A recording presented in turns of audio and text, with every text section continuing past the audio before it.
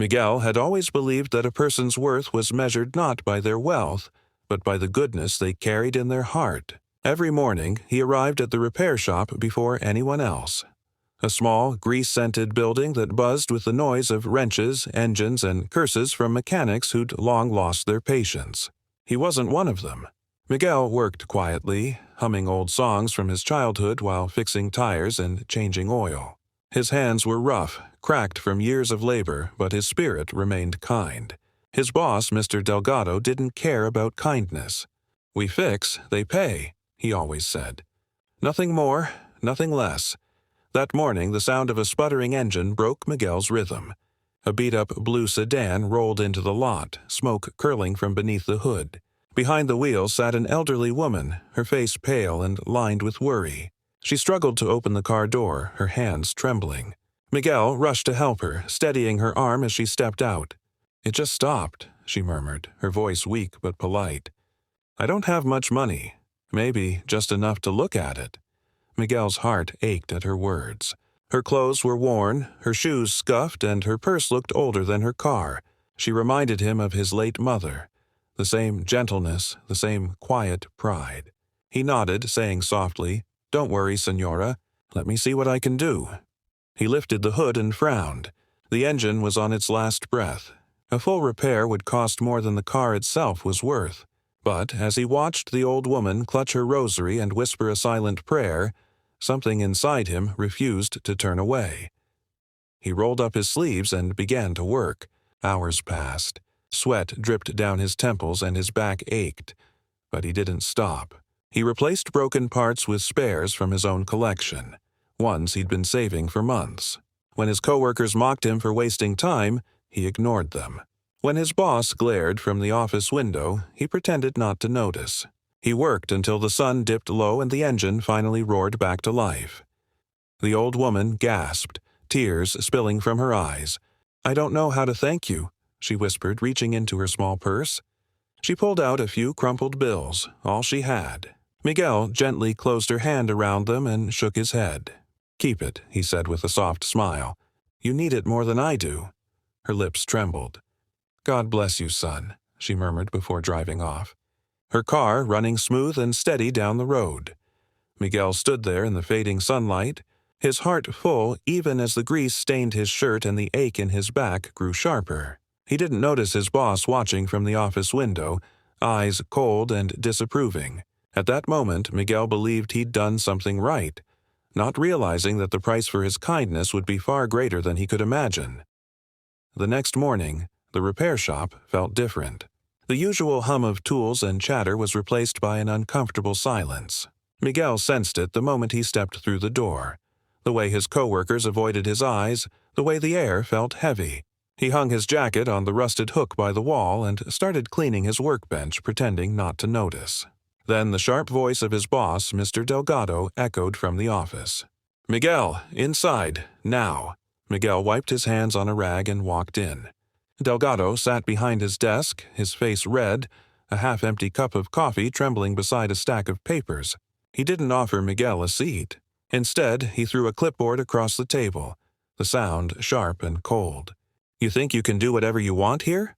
Delgado snapped. "Fixing cars for free now? You're not running a charity. This is a business." Miguel swallowed hard, his voice calm but shaky.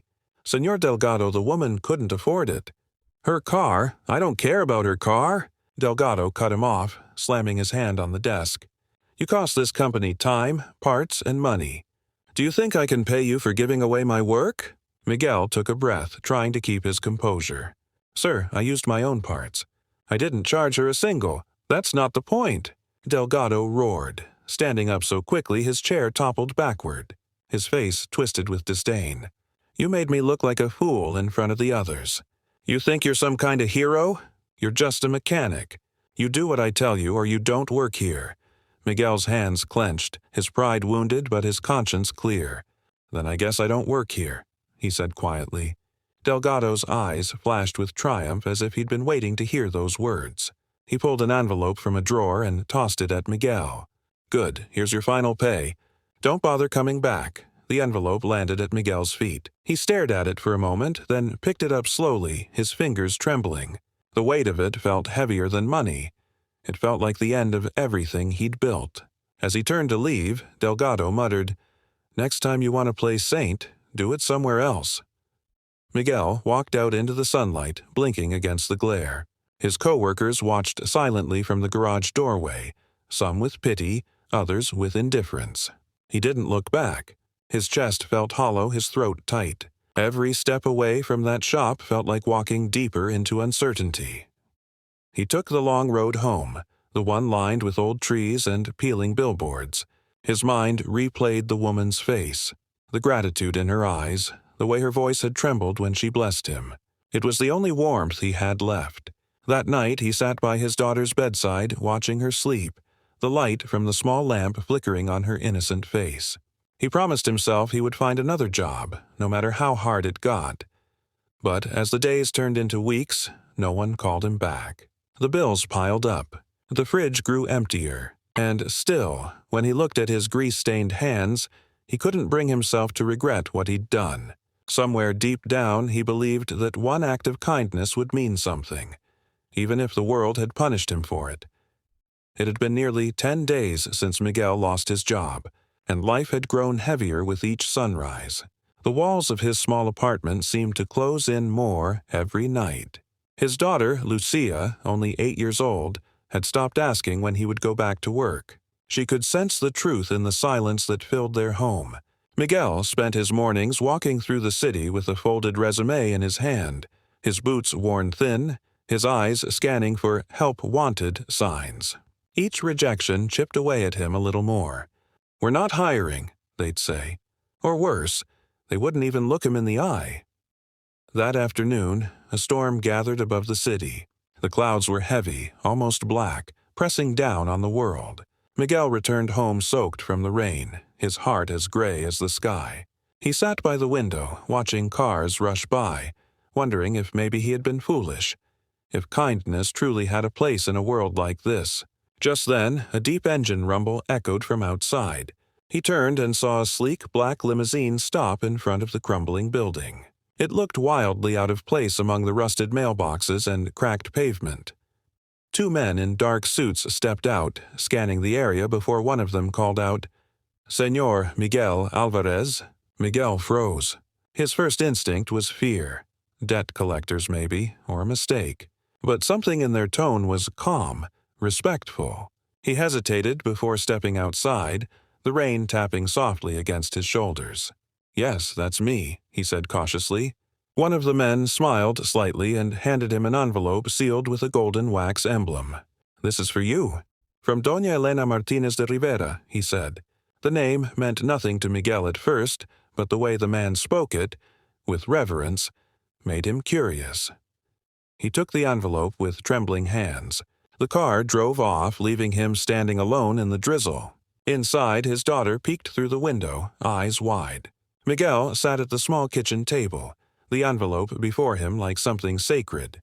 He broke the seal and unfolded the letter, written in elegant handwriting. As he read, his eyes widened.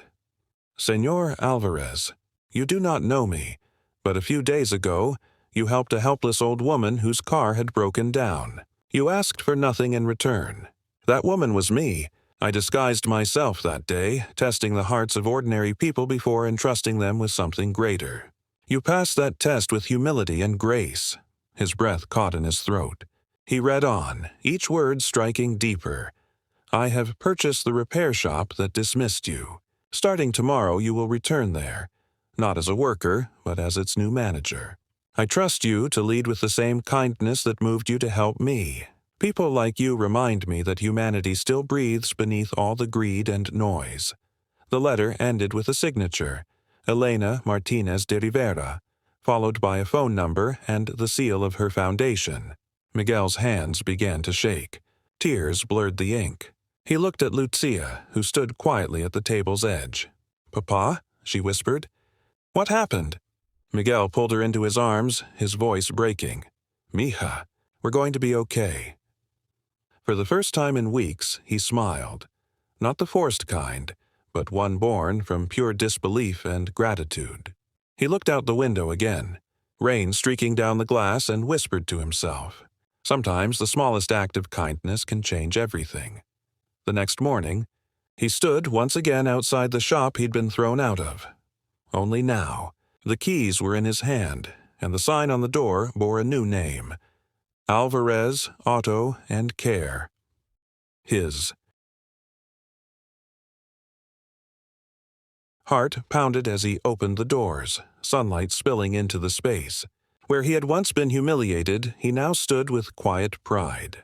Life, it seemed, had a way of rewarding the kind-hearted, just when they were about to lose hope.